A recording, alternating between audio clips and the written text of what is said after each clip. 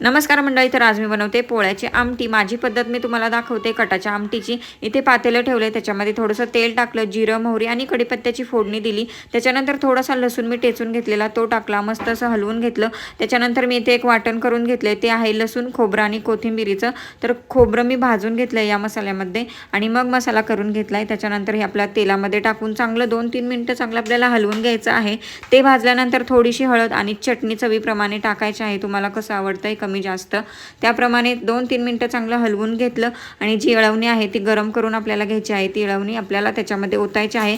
त्याआधी आपल्याला गॅस करायचा आहे फास्ट, त्याच्यामुळे खूप छान फोडणी बसते। गॅस फास्ट केला मी आणि अळवणी वतून घेतलं, लगेच झाकण ठेवायचं आहे म्हणजे त्याचा वास उडत नाही। तर मस्त अशी आमटी तयार झाली। याच्यामध्ये तुम्ही ॲड पाणी करू शकता, तुम्हाला जशी घट्ट पातळ हवी आहे तशी। मीठ चवीप्रमाणे टाकायचं आहे, कोथिंबीर थोडीशी टाकायची आहे। मस्त अशी कटाची आमटी तयार झाली आहे। नक्की ट्राय करा, व्हिडिओला लाईक करा, चॅनेलला सबस्क्राईब करा।